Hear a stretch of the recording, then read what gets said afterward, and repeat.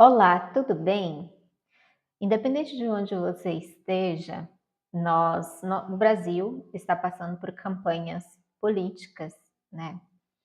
E gostaria muito de trazer um tema que eu pensei muito na região, aqui onde fica localizada a Casa Fraterna, mas a gente sabe que tem assistidos de vários outros locais, e independente disso, que fica o esclarecimento para todos nós, que eu acho que é até um material que é um tanto escasso se a gente for buscar por aí. Eu procurei me basear, né, esses esclarecimentos quase que completamente no livro dos Espíritos, e citarei cada pergunta do livro sobre esse tema, inclusive o tema é o espírita e o espiritismo na política. Por que eu trouxe o espírita? Porque muitas vezes nós somos comparados, ou melhor, a visão do espírita é comparado com o espiritismo. E não é bem assim, né? Porque o espírita, ele é um ser comum, igual qualquer um outro, e apenas admitiu para si essa filosofia, essa doutrina do espiritismo. O espírita não é o espiritismo, e para conhecer um bom espírita é preciso compreender a amplidão do espiritismo. E a gente sabe o quanto o espiritismo é complexo, é completo em sua essência. Então, a Casa Fraterna, como a representante do espiritismo, possui um papel social de significativa importância, né, na conscientização das pessoas em geral, e já que a maior contribuição do espiritismo no progresso é destruir o materialismo, ou seja, a visão materialista. E nessa visão política existe muita visão materialista que confunde aí, né? E então, como membro da casa, eu venho trazer luz, esclarecimento acerca desse tema. O nosso objetivo aqui hoje é ampliar a percepção deste tema, né? Política, e ter escolhas mais racionais e baseadas na ética, que é uma das bases do espiritismo puro, a ética. Não cabe ao espírita, né, o espírita reformado, interferir nas manifestações que propague visão particulares e personalistas, né, ou seja, a opinião de cada um, mas apenas a gente ampliar o campo de visão que nos permite um debate que busca a pluralidade das opiniões e não somente em comprazer, assim, em ser contra ou a favor de dois extremos. E esses extremos muitas vezes nos leva à manifestação de revolta, de ódio, de agressividade, de violência de vários tipos, e tudo isso é contrário à lei de progresso e à lei maior, que é a lei do amor ao próximo. Não é isso? Então, o que é política? Política, eu vou trazer conceitos assim bem diretos e específicos. Eu não sou uma pessoa estudiosa de política, infelizmente, né, eu não tenho tanto tempo para ficar aprofundando nessa área, embora eu esteja ao meu jeito buscando compreender, e muito também sobre a luz do espiritismo, né? Então, política, ela pode ser facilmente compreendida como a ciência de cuidar bem de todos. Vamos guardar essa informação? A ciência de cuidar bem de todos, né? Ou então a arte de administrar a sociedade de forma justa. É sobre essa política que eu desejo falar. Qualquer uma outra, eu não gostaria de entrar nesse mérito. Então, nós somos seres sociais, né? Logo, a vida em sociedade é parte da nossa trajetória evolutiva. E aí nós trazemos aqui uma percepção mais ampla e esclarecedora que visão partidária não é visão política. Pode haver? Pode, mas não necessariamente. A visão partidária somente sem uma visão política, ela divide, oprime, divagueia, né?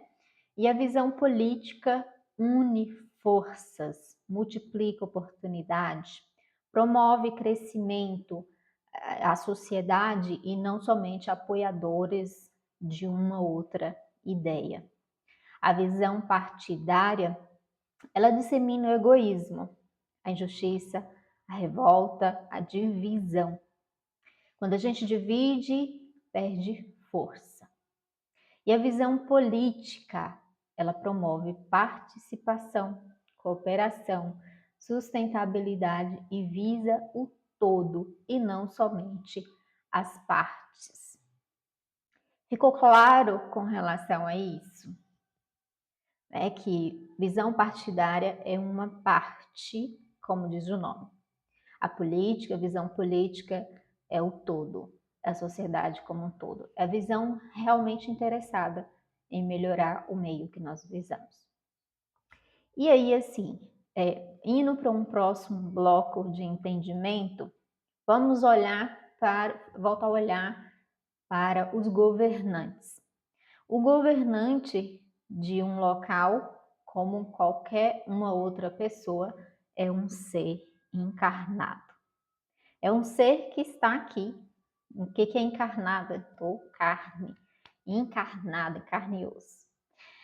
E o político, o governante em si, não é diferente de qualquer um outro ser.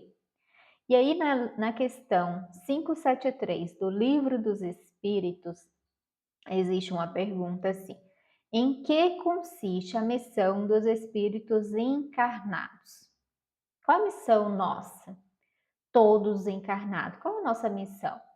E a resposta dos seres, na missão dos seres: instruir os homens, em lhes auxiliar o progresso, em lhes melhorar as instituições por meios diretos e materiais.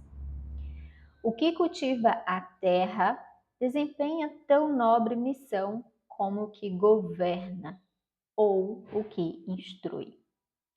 Cada um tem neste mundo a sua missão, porque todos podem ter alguma utilidade. Ou seja, trazendo para o governante nosso, ele tem uma missão base que, como todos nós, em nossas funções, temos as nossas responsabilidades, que é o que? Instruir, auxiliar no progresso, seja por meios diretos e materiais ou por meio de instrução. Então fica essa base da nossa missão. Então o governante, né, os nossos líderes governamentais, locais, regionais, enfim, eles têm a missão de promover progresso, como qualquer um de nós, cada um na sua respectiva função. E um ponto importante é que a gente observa, traz a consciência que o governante é reflexo do povo. Os governantes, o povo que governa, né? Ele foi levantado pelo povo que elege. Então, quando a gente reclama que tem esse ou aquele governante no poder, foi pela consciência da maioria que o elegeu, né? Não vamos nem entrar no critério, mas não foi eu. A maioria elegeu. E aí, se a gente quiser mudar esse governo, o que a gente pode fazer? É a gente agir com a nossa missão, que eu acabei de dizer na questão anterior, a gente levar esclarecimento ao povo, para que com a consciência mais expandida, possamos fazer escolhas, eleger os governantes de forma mais ética e responsável. Dificilmente a gente vai ter bons candidatos a governos teremos, o tivemos, né? Se nós, como sociedade, tivermos pensamentos primitivos e irracionais. E quando a gente mudar a nossa consciência, o governo também muda. Não é o governo que faz o povo, mas é o povo que faz o governo. E aí, eu vou trazendo alguns módulos assim, como eu falei no início, muito trazendo consciência. Eu não vou colocar muito minha opinião, eu não vou debater sobre, mas eu vou trazendo blocos de consciência que nos leve a tomar decisões melhores neste momento adiante, tanto como um partícipe dessas campanhas, como responsável pela eleição dos nossos governantes. Um outro próximo bloco que eu trago é sobre a liberdade de consciência. No final eu explico por quê, e isso eu talvez não precise nem explicar, vocês compreenderão. Na questão 839 do Livro dos Espíritos, também tem uma pergunta assim: será repreensível aquele que escandalize com a sua crença um outro que não pensa como ele? Ou seja, nós podemos repreender aquele que obrigue o outro a pensar como ele, né? Obrigue ou então faça manifesto com que o outro tenha que pensar como ele. E aí a resposta dos espíritos é: isso é faltar com a caridade e atentar contra a liberdade de pensamento. Bem, seguindo na outra pergunta, 826, tem uma outra pergunta assim: em que condições poderia o homem gozar de absoluta liberdade? Porque quando nós queremos impor, só uma observação, na pergunta anterior, se eu acho que o outro tem que pensar como eu estou querendo impor a minha liberdade de pensar e de agir sobre o outro. E se eu estou querendo impor, eu estou indo contra a liberdade de pensamento do outro também. Então, a pergunta seguinte, que é essa que eu li, diz assim: tá, mas existe alguma condição que o homem pode ter absoluta liberdade, que ele pode fazer o que quiser? E a resposta diz: só se for os eremitas no deserto. Porque qualquer um outro ser que conviva em sociedade, ele precisa respeitar os direitos do outro. E não há ninguém que possua liberdade absoluta. Vamos guardar isso reativar isso na nossa consciência, né? Na questão 837, uma outra pergunta complementar. Qual é o resultado dos entraves à liberdade de consciência? Ou seja, qual é o objetivo? Por que nós impedimos, colocamos entrave na liberdade de consciência do outro? E a resposta é: constranger os homens a agir de maneira diversa a seu modo de pensar, o que os tornará hipócritas. Ou seja, eu vou constranger o outro que pensa diferente de mim, para ele achar que ele é estranho, que não está de acordo, para ele se sentir esquisito, excluído, né? E aí a liberdade de consciência é uma das características da verdadeira civilização e do progresso. Quando nós não restringimos a liberdade de consciência do outro. Apesar de que existe um outro ponto de que assim, nós podemos impedir as ações do outro, mas nós não podemos impedir a crença do outro. Isso também está na pergunta do livro. Ou seja, nos traz uma responsabilidade como eleitores que, por mais que exista alguém impedindo a nossa liberdade de consciência, nós temos a nossa autonomia sobre o que cremos. E aí, na pergunta 841, também, reforçando sobre que convicções não se impõem, diz assim: para respeitar a liberdade de consciência, dever-se-á deixar que se propague doutrinas perniciosas ou poder-se-á, sem atentar contra aquela liberdade, procurar trazer ao caminho da verdade os que transviam obedecendo a falsos princípios? E a resposta: certamente que podeis, e até deveis.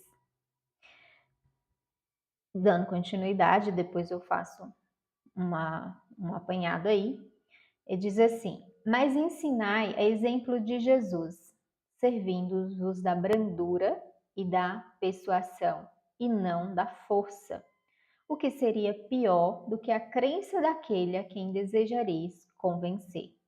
Se alguma coisa se pode impor, é o bem e a fraternidade. Mas não cremos que o melhor meio de fazê-los admitidos seja obrar com violência.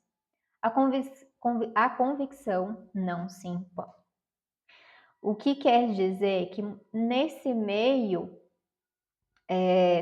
nessas campanhas, nesses eventos, tudo mais, nós podemos ver muitas injustiças, muitas ações contraditórias, e nos desperta realmente uma certa revolta.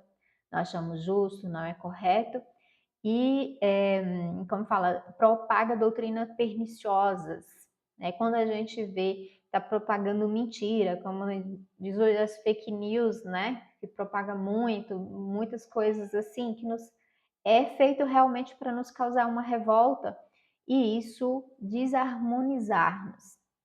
Então a pergunta é: a gente precisa respeitar, para respeitar a liberdade de consciência, a gente tem que deixar que isso aconteça? E aí a resposta: não, a gente deve evitar. Porém, não é também com violência, né? Então a gente tem que fazer conforme os ensinamentos, os exemplos de Jesus, da brandura e da persuasão, e não da força. Que a única coisa que a gente pode impor é o bem e a fraternidade. É muito importante isso, porque às vezes a gente quer defender, entre aspas, o bem agindo com violência, com revolta, com ódio, com ira contra o outro. E isso não nos faz melhor do que o outro que está com comportamento inadequado, não é? E como eu falei, né, embora exista atos externos que nos influenciam a coibir as nossas ações,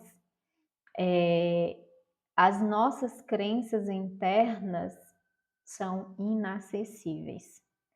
Pode reprimir os nossos atos do bem, assim como o bem pode reprimir os atos do mal. Eu vou falar logo adiante o que é o bem e o mal, para ficar mais esclarecido. E aproveitando esse caminho aí, a pergunta 832 do Livro dos Espíritos diz assim: por que no mundo tão frequentemente a influência dos maus supera a dos bons? Nesse meio, nós vemos muito isso, que a gente fica tão confuso que não sabe o que é bom e o que é mal, não é verdade? E qual é a resposta? Né? Por que o mal supera o bem ainda no mundo de hoje? A resposta, sabe qual é? Por fraqueza dos bons. Os maus são intrigantes e audaciosos e os bons são tímidos. Quando o bem quiser, eles preponderarão. Quando o bem quiser, eles superarão o mal. Isso é muito importante, E tanto é que para complementar isso, eu também trago a pergunta 657, que vem trazer né, um complemento também de que assim, às vezes a gente fala, eu não faço mal, mas eu também não faço bem no limite das minhas forças. E aí nessa questão, no 657 diz assim: tem perante Deus algum mérito os que se consagram à vida contemplativa, uma vez que nenhum mal fazem e só Deus pensa? Sabe aquela pessoa que não faz mal para ninguém? Pensa em Deus, que ora muito, porém não pratica também ações em direção ao outro de bem. Qual é a resposta? Não tem mérito, porquanto se é certo que não fazer o mal também é não fazer o bem e são inúteis. É muito forte isso, né? Eu acho que eu não li adequadamente aqui, mas como que é essa resposta? É certo não fazer o mal, né? E também é certo que não fazem o bem e são inúteis. Não faz o mal, mas também não faz o bem, ou seja, são inúteis. Então, essa fala que muitas vezes a gente está ali, eu não faço o mal, mas também não faço bem para o outro, não faço nada de campanhas e tal, mas também não busco bem, e nós estamos no caminho da inutilidade. Demais, não fazer o bem já é um mal. Deus quer que o homem pense nele, mas não quer que só nele pense, pois que ele impõe deveres a cumprir na terra. Quem passa todo o tempo na meditação, na contemplação, nada faz de meritório aos olhos de Deus, porque vive uma vida toda pessoal e inútil à humanidade. E Deus lhes pedirá conta do bem que não houver feito. Então, quando a gente quer fugir dos nossos compromissos sociais, da nossa participação no progresso, é essa a nossa resposta. E aí vamos juntando tudo isso. Depois vai fazer sentido para expandir a nossa consciência, tá? Aí, complementando, na questão 640, aquele que não pratica o mal, mas se aproveita do mal praticado por outro, é tão culpado quanto ele? A resposta é como se houvera praticado. Aproveitar do mal é participar dele. Gente, eu acho que essas daqui é um dos maiores entraves dos que dizemos bons. Porque muitas vezes a gente não tem força de sair do meio que nos conduz, que somos corresponsáveis pelo mal praticado. Então, aí parece que eu estou falando de algo totalmente diferente, mas você vai ver que não, porque muitas vezes dentro de um governo local, estadual, nacional, enfim, nós participamos de partidos, nós participamos de campanha, isso, aquilo, porque nós temos interesses pessoais. E nesse interesse pessoal eu faço vista grossa para o que está errado, ou seja, para o mal. Então, quando a gente pode até não praticar o mal, mas a gente aproveita do resultado daquele que pratica o mal. E aí é como se houvera praticado. Aproveitar do mal é participar dele. Ponto. E aí vamos entender o que é mal e bem. Como eu disse, tudo eu iria basear no Livro dos Espíritos, sem muita participação da minha opinião, tá? Na questão 630, como distinguir o bem do mal? O bem é tudo que é conforme à lei de Deus. O mal, tudo o que lhe é contrário. Assim, fazer o bem é proceder de acordo com as leis de Deus. Fazer o mal é infringi-la. Às vezes a gente confunde o que é o bem e o que é o mal, pensando que o mal é só atos hediondos, condenáveis, mas o mal, segundo as leis naturais, as leis de Deus, é tudo conforme, tudo que é contra, o mal é tudo que é contra as leis de Deus. E aí a pergunta 621, só para nos dar a dica de como ver, de onde enxergar a lei de Deus, né? Onde está escrita a lei de Deus? E a resposta, na consciência. E tem uma letra A da 621 que nos traz assim que há necessidade de nos lembrar, né, as escrituras sagradas, os profetas, digamos assim, muitos trazem sempre a lei de Deus escrita, né, dita e tudo mais, para nos lembrar, porque na maioria das vezes a gente esquece e despreza essas leis que estão registradas na nossa consciência, porque a gente parte para o materialismo para satisfazer os prazeres imediatos, né? E aí, por isso, no início eu disse que a maior missão do responsabilidade do Espiritismo diante do progresso é eliminar o materialismo. Porque eliminando o materialismo, nós acessamos a consciência. E na consciência, nós entendemos diretamente com a lei de Deus. Já partindo para o final, na questão 791, a pergunta: a civilização se depurará um dia, fazendo desaparecer os males que tenha produzido? A resposta: sim, quando a moral estiver tão desenvolvida quanto a inteligência. E o fruto não pode vir antes da flor. Nós precisamos desenvolver a moral e a inteligência. E assim a civilização estará vivendo apenas no bem.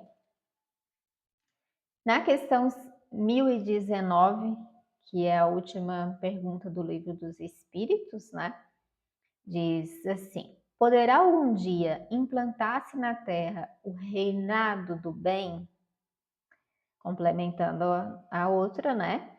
A resposta é: o bem reinará na Terra quando, entre os espíritos que a vêm habitar, os bons predominarem, porque então farão que aí reine amor e justiça, fonte do bem e da felicidade. Ou seja, minha gente, nós precisamos elevar nossa moral. Então, quanto estamos buscando desenvolver o intelectual, a inteligência? E quando isso acontecer, o bem terá força. E o bem agirá como? Com amor e justiça. Então, quando nós temos consciência, expandimos a nossa consciência de fazer escolhas dos nossos governantes, nós estamos escolhendo acabar com o mal na nossa civilização.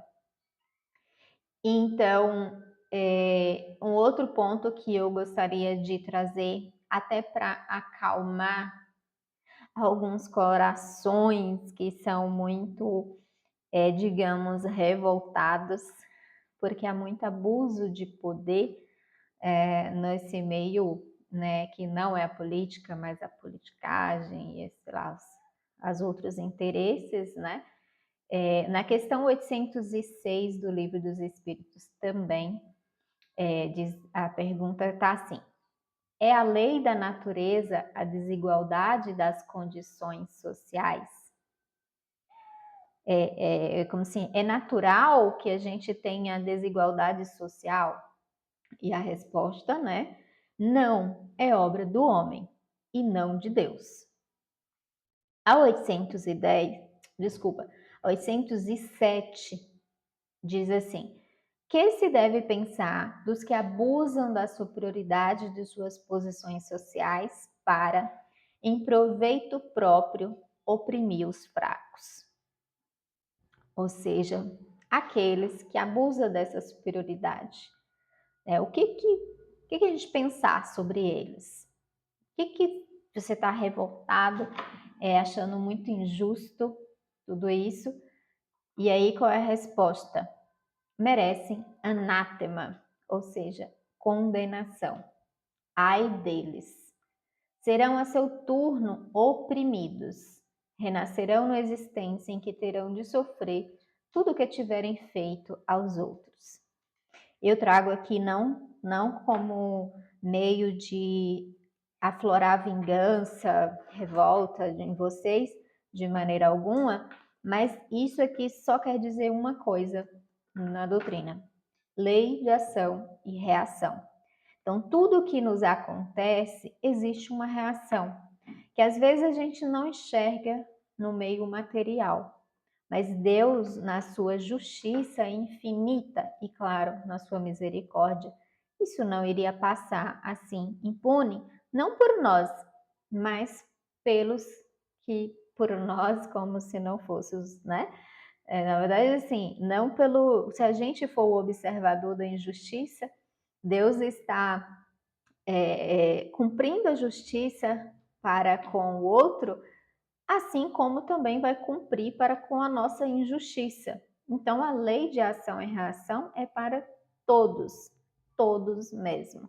Então, não há por que a gente ficar revoltado e entrar em vibrações baixas, vibrações que não nos vão, né, trazer nenhuma coisa boa, pensando que isso vai ser a punição do que age injustamente, porque na providência divina tudo se corrige, se alinha de alguma forma no tempo divino e não, muitas das vezes, no tempo nosso. E é isso que eu gostaria de trazer de reflexão, de consciência. Trouxe vários pontos, algumas coisas talvez a quem esteja ouvindo pode falar, mas o que tem a ver uma coisa com a outra? Mas tem, né? São estados de consciências que a gente vai compreendendo e formando uma só ideia. Então, nesse momento de campanhas políticas, até o momento das nossas escolhas, que a gente possa lembrar disso. A minha ação nessa escolha não é para mim, nem para minha família, mas é pela sociedade em que esses líderes estão se propondo. Porque se for uma escolha egoísta, eu sou tão conivente com a desigualdade, com o desequilíbrio social, quanto os que praticam mal. E todo o mal que houver feito por nós ou pelo outro, ele será em algum momento, em algum dia,